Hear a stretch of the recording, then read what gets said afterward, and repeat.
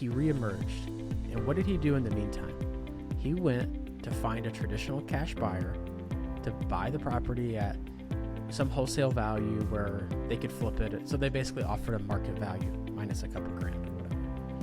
And he tried to go through that process and he was not able to get the property sold. We're like reaching out to people that we found by skip tracing the property owners. We maybe have the right person, but maybe we don't, right? And so there is a somewhat higher risk of fraud, basically. And so, Clint was kind of joking about making sure we weren't being scammed. We took it very seriously at the time.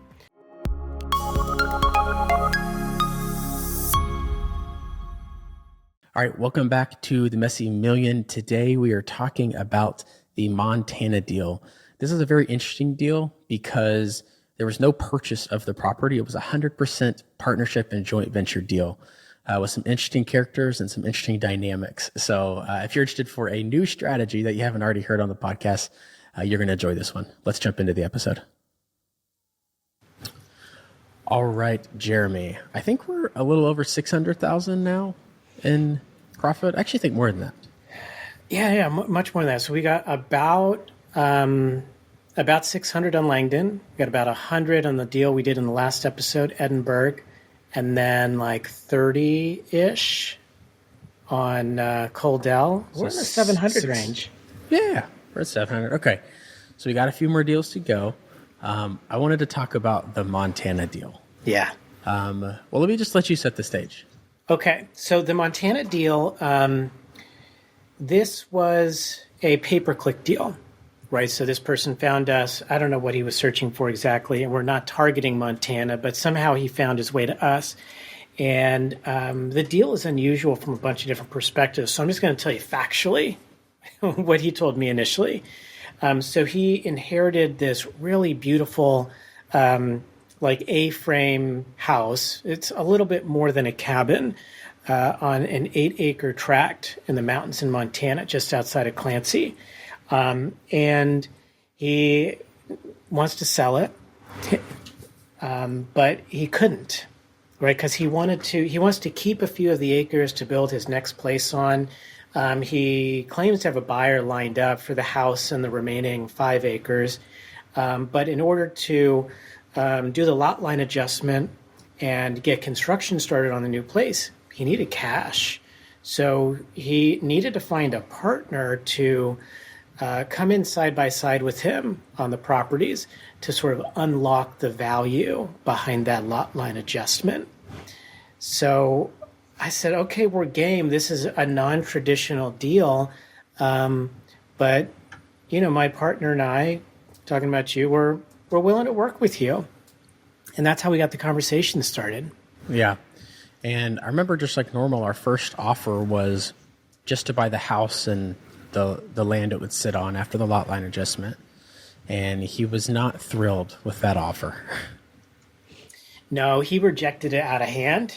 And I remember he actually called me and was like, so wait, let me get this straight. It was one of those deals. And then we didn't hear from him again for a couple of months. Yeah.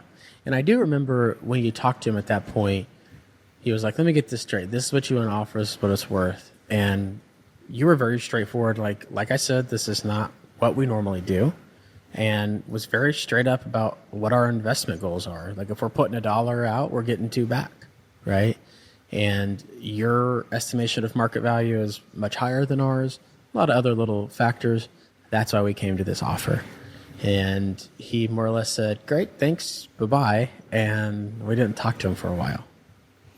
Yeah, and we know all about follow-up game. Man, I followed up like a madman. And I'd written him off because I just couldn't get him back on the phone. But he did finally reemerge months later. And the deal terms have evolved a little bit. They have dramatically evolved, but very important. Yeah. He reemerged. And what did he do in the meantime? He went to find a traditional cash buyer to buy the property at some wholesale value where they could flip it. So they basically offered a market value minus a couple grand or whatever. And he tried to go through that process and he was not able to get the property sold. Simply put, there were too many things in the way, which we'll jump into. But we made him an offer. We explained the difficulties that were in front of him. We did probably a little bit too much research into state statutes in Montana and all the things around doing a deal like this there, but basically helped him understand why the property was stalled. He went and experienced for himself that the property was stalled. And a few months later, he called us back and said, I'm going to spoil. He said something to the effect of, okay, you guys want to double your money, partner with me to get this thing sold. Yeah, that's exactly right. He tried traditional investors. He even tried like getting a neighboring property owner to come in and back him, but they couldn't pull it together and get something in place. And this is a pattern. We've done several deals.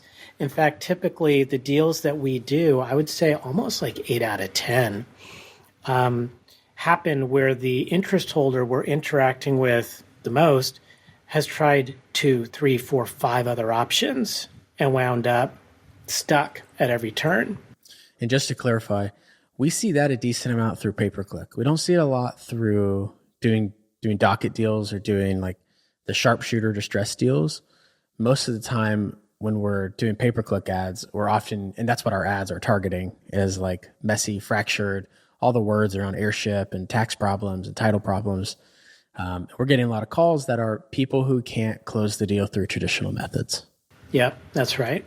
Every once in a while, somebody who we find through the docket has a similar story, but it's the intensity level is a little different. So he came back because he realized he really didn't have any better alternatives.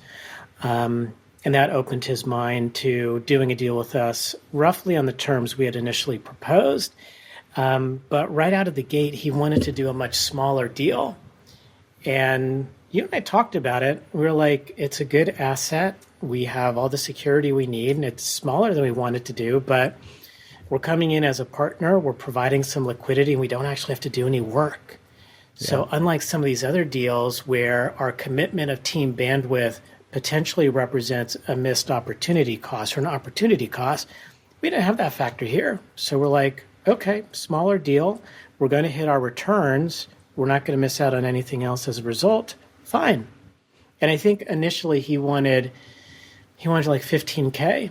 He was like, you guys give me 20, wasn't it? 20K. Yeah. You guys give me 20K. When I sell, you'll get 40K out of escrow. Now, hold on real quick. Before we go too deep on this, I want to lay out our first offer. Okay. The property was worth ballpark 500K. All right. And there's some amount of taxes, I think like 20,000. So we just said, hey, it's probably worth 450. That was like a pretty solid quick sale value at 450. So I think we came in and offered him 225 and somewhere in that range. And we sent it to him in a nice PDF outlining how everything would work. And I don't think he actually opened it. He was like, oh, this looks great. I'll get back to you soon. And we were like, oh, cool. This is going to be a great deal. We're going to buy it for 250, 200, 250. So, make 200K. And that's when he opened it. Finally, he was like, okay, hold on, let me get this straight. And so our initial deal was, hey, we're going to buy this thing for 200 and we're going to sell it for 400 and we'll pay the taxes off out of escrow. We'll make 200 grand. And then months later it comes back and Jeremy says, our old friend so-and-so's back. And here's the deal he wants to do. He needs 20 grand. Jeremy, what did he need 20 grand for? He needed it for a couple of things. But before I answer that question, I just remember this detail as you were talking. Our initial offer, even though the total purchase price was relatively low, we made it compelling and competitive relative to what he was looking for by telling him, and we'll give you $100,000 in the next 7 days. Because he was really focused, at least at that time, on getting construction started on the new property. And he wanted to beat the Montana freeze, but it wasn't enough to get him on board. One other thing I just remember about you were talking was our first offer to him was, hey, you think it's going to sell for 700. We think it's going to sell for 450. If we made him some offer to the effect of, we'll buy it for 200. There was one other detail that I thought of while you were talking. With our first offer to him, we told him basically, hey, the big discrepancy is you think it's going to sell for 750. We think it's going to sell for 450. what if we buy it from you, give you all the cash you need right now? We're going to take all the sale proceeds up to 450.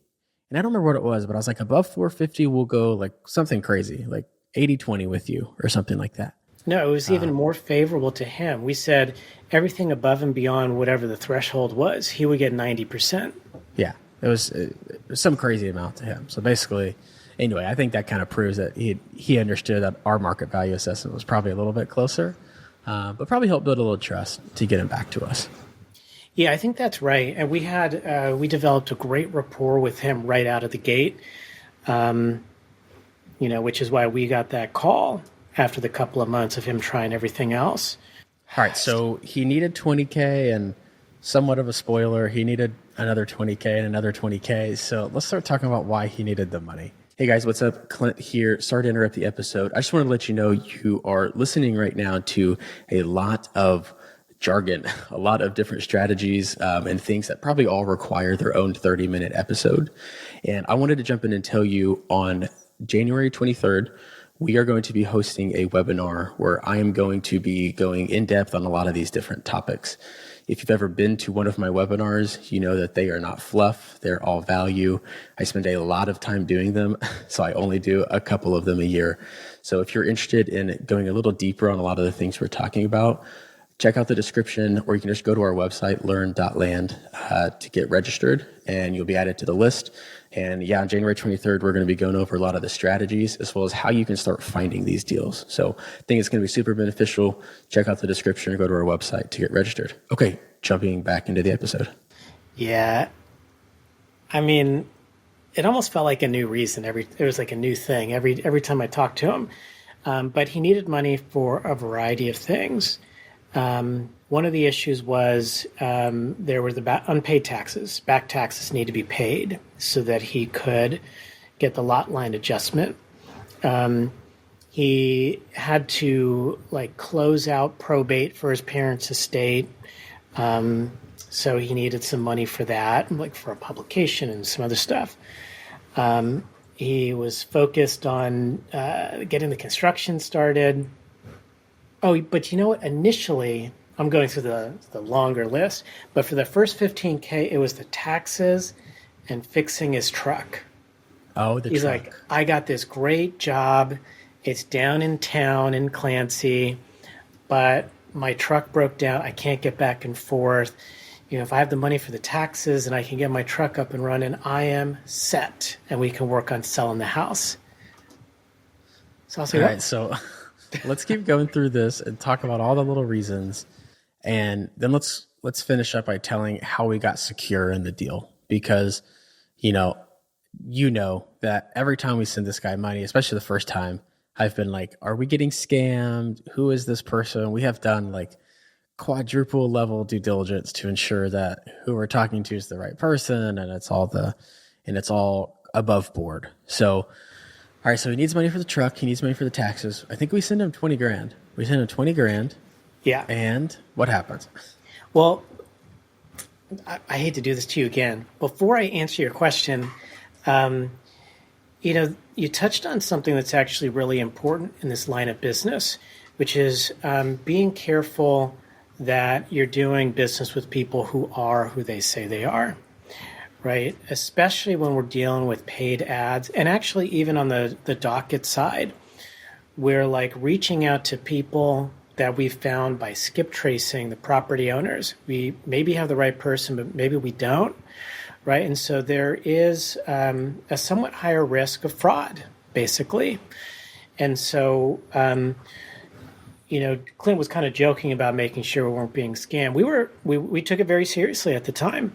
And how we've confirmed his identity in this case was that we got a background report that included an arrest record from years ago that included a mugshot. So we had a picture of him. And when we went and had him do the remote online notarization for the first set of closing papers, I asked the notary to share the video with me so I could make sure the person signing matched the person in that mugshot, and it did.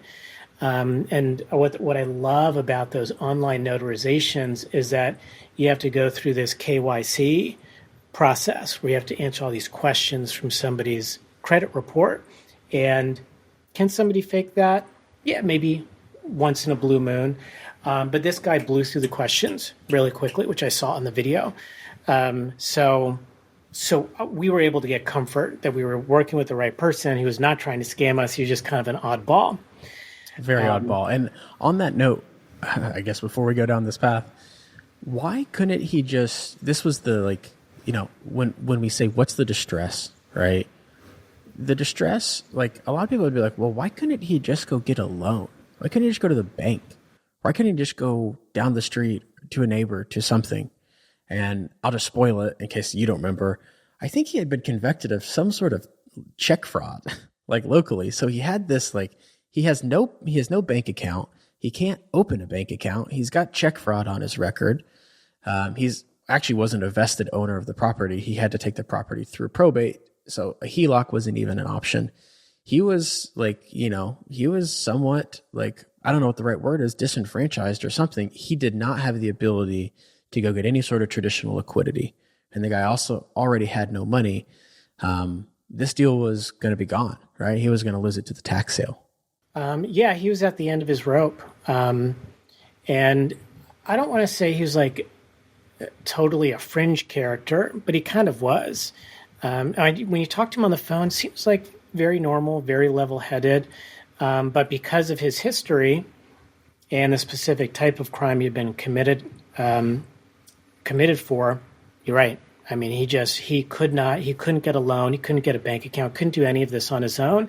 And the people in town who knew him, including his neighbor, they knew what he was arrested for. I think that probably factored a little bit into his neighbors being unwilling to lend him any money.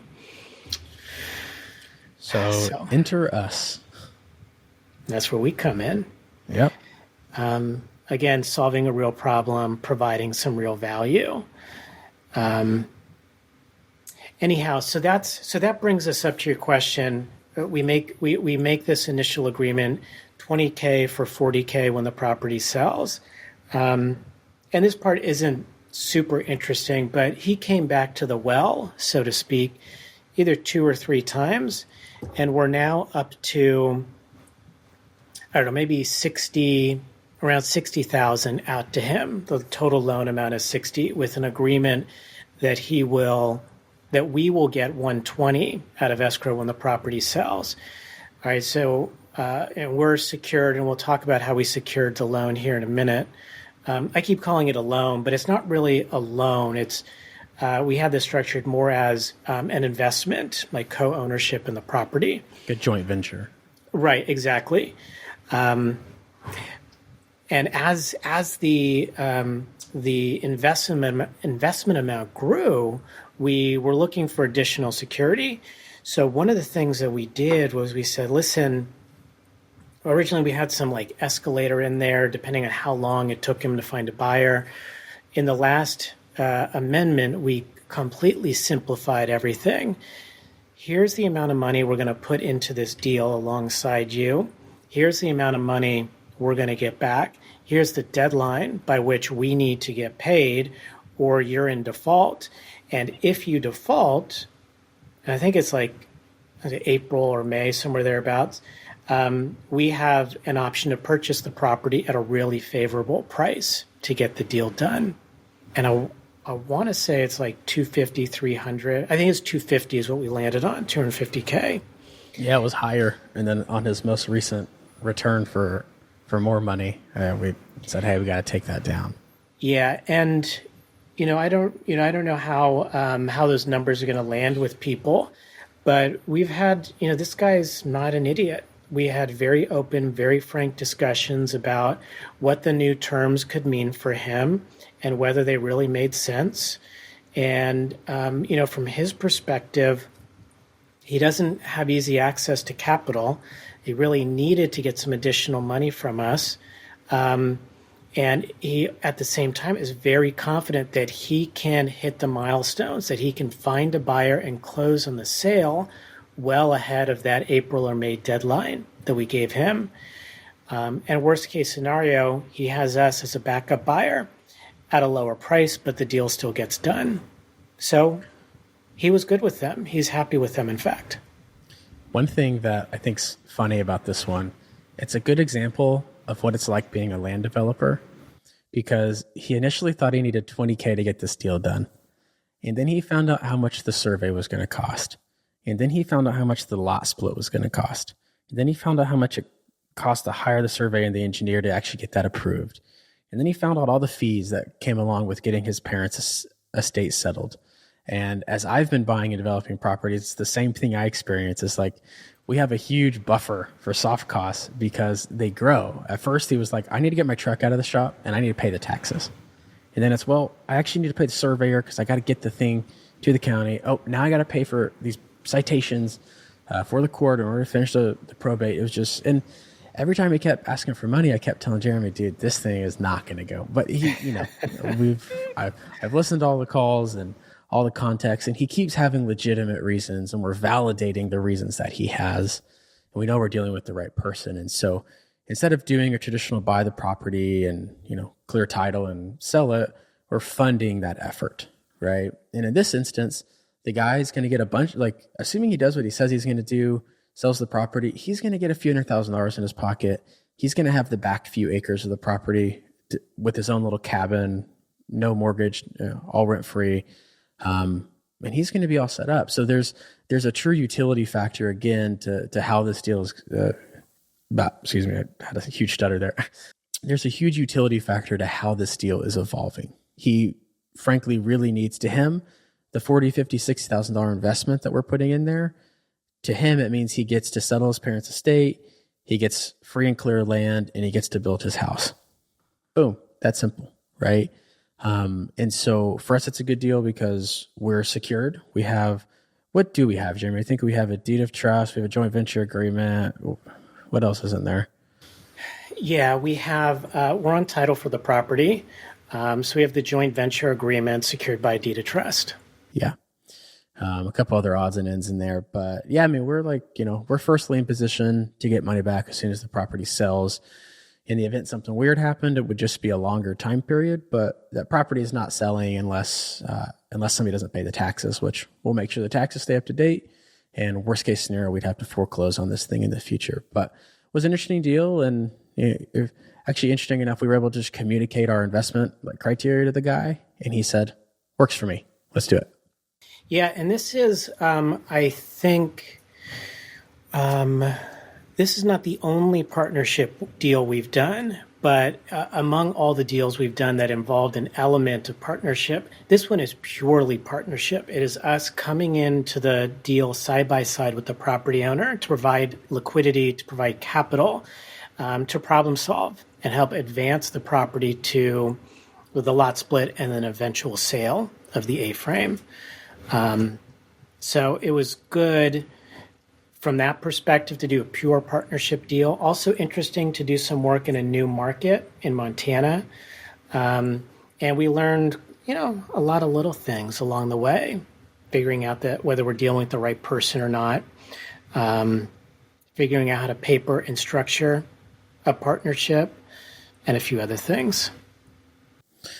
Well, we will wrap this episode up there. There's another $60,000 added to our bucket. So now we're, let's see, 600, 730, 790. We're at 790. Let's call it 800, right?